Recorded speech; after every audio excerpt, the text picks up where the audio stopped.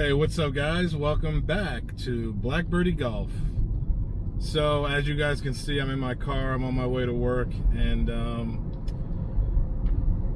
me and the wife, we have been talking, and I decided that I'm not going to invest anymore into Black Birdie Golf in regards to products. I spent a load of money.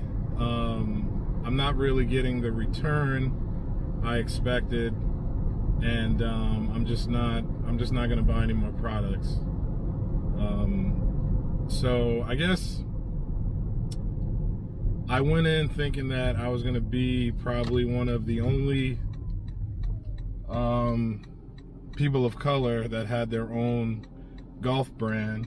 So number one, I was mistaken, because there are tons of people of color with their own golf brands, and there are also tons of other smaller companies that popped up, you know, on Instagram and YouTube. I mean, they're everywhere. There's just so many. So I'm gonna have to gracefully bow out. My sons are still really young, and I need to save for them, and I need to save for my retirement. And I'm just not going to buy any more products. You know, it was fun. It was a learning experience. Maybe I should have waited until my channel got a little bigger, or just went at it a different way in regards to buying maybe like 2 or 3 products and not a handful. I wanted to get I wanted my viewers and my loyal fans to have an assortment of choices to purchase. So I mean, it's fine, you know. I paid for my trademark. Nobody can use that.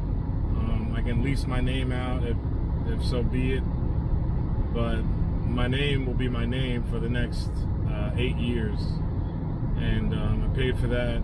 It's fine. But yeah, I mean, it's a tough pill to swallow when you invested all this money and for samples and trying out different companies and material and stuff like that, and it just doesn't work out. You know, at least I tried, and who knows, maybe in the future I'll do something later on, but I seriously doubt it. It's just way too much competition. It was only me. You have a lot of companies that have other investors, but Black Birdie Golf is basically just me financially. So I decided to make it a wrap.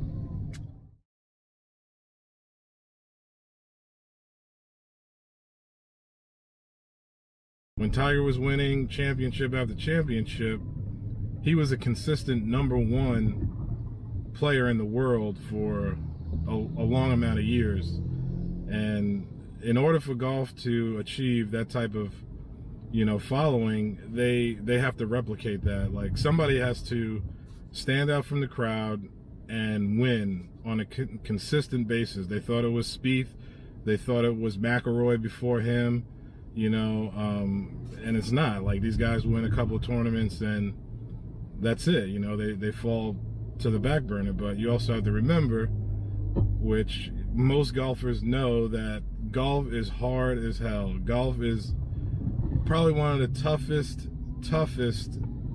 sports around. And you know, you can ask any person who plays golf, if you can practice a 10-foot jump shot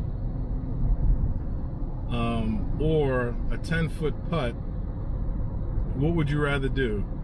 If you had the opportunity to win, let's say $50,000, what would you rather do? A 10-foot jump shot or a 10-foot putt? A 10-foot putt, and you get to practice the same amount of time for each. Everybody would say a 10-foot jump shot, because a 10-foot putt, it's not, the variables change. The distance stays the same, but how the ball doesn't necessarily roll straight.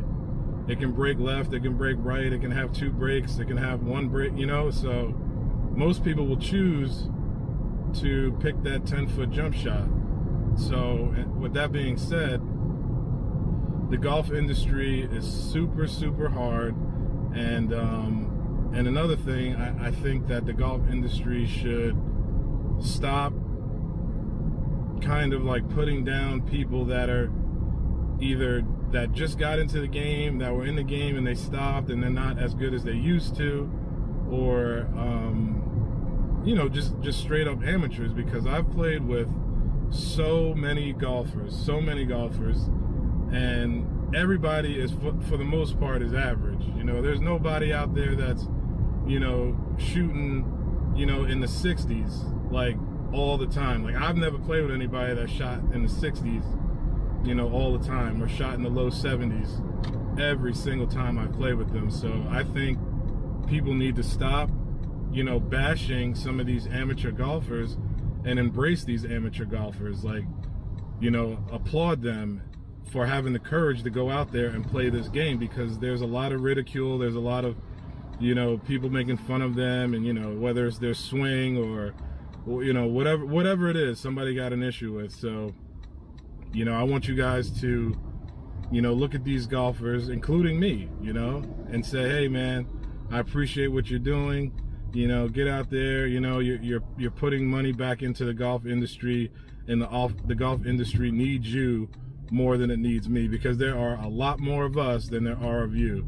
So I need you guys to really knock it off, you know, ishing on these amateur people that are out there just trying to have some fun. I understand that they're trying to speed up the pace in regards to play, which is understandable. Like, I agree with that. If you know your game is not, you know, on point, you know, stop looking for your ball for like 10 minutes. Just drop and, you know, hit it and go on. But other than that, like, I saw a video where they had a kind of like a not necessarily a round table, but it was just like each player was sitting down, and they showed a video of this woman who had like this crazy swing, and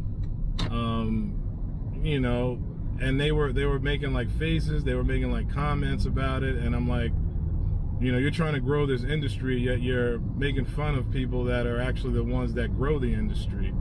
You know, like, these pros come a dime a dozen. There's like a handful of dudes that stand out, but the rest of them are brand new. So I'm like, why are you making fun of this it was an older woman. Why are you making fun of this older woman when you need her more than she needs you? Because you guys have to remember during COVID, golf courses stayed open, the players could not play. What happened to the golf industry? It spiked.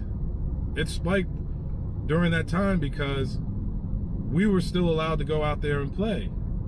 There was no tournaments going on. You know, you didn't watch the guys play on these like pristine, beautiful courses, but the amateur golfers were able to play. So, you know, I think that a lot of these tour players need to realize that they need us more than we need them. Like, these golf brands, a lot of these main golf brands, they're already established. You know, like, if you say, hey, McIlroy, we're going to take his contract away, you think guys are going to stop wearing Nike golf clothes? No, they're not going to stop wearing Nike golf clothes. They're not going to stop wearing FootJoy spikes. A lot of these companies are already like super established. They're embedded in the historical aspects of the golf industry, so they're never going away. But yeah, so that's basically what has been going on with me. I'm gonna try to not have like lapses in my posts. So because I have a long commute, I'm gonna start doing these like golf chats in the car or what have you. I don't even know what I'm gonna label it, but I just want to thank you guys for sticking in there with me. I want to thank all of the support. I really do. I really appreciate it. And I never would imagine having, you know, 50, let alone 10,000 views on some of my videos. It's definitely humbling, and you know, a lot of you guys comment, and you guys definitely kept me going. I thought about quitting a couple of times, especially when I lost my drone in the lake, and luckily I was able to find it. But you know, you can see the passion in my eyes, because my eyes are watering up, because it's tough. People don't realize how tough being a golf vlogger is, you know, carrying a camera and all that stuff. But I do it for you guys, and I appreciate all those other golf vloggers out there doing the same thing, because I know exactly what you guys are going through. And the ones that have, you know, 10 subscribers or 50 subscribers, just keep grinding and your channel will grow. You know, it's not immediate. You know, some channels grow like that because some dudes have more money. They can invest in better equipment. They can invest in, you know, giving money to YouTube to prop up their channel.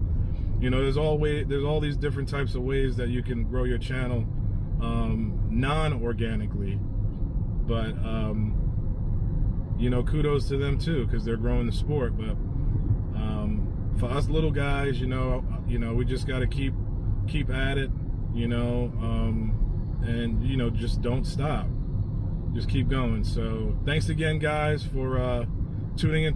Thank you for tuning into my channel. I definitely appreciate all support. And if you guys see me out in public, say what's up. You know, like, I'm not some Hollywood cat. You know, don't be nervous, because that has happened. You know, dudes are hesitant to say what's up. You know, like, you notice I'm out there, like, say what's up. You know, it's all good. You know, maybe we'll play around or something like that. But yeah, guys, thanks again, and you guys be safe. Hit them straight. Peace.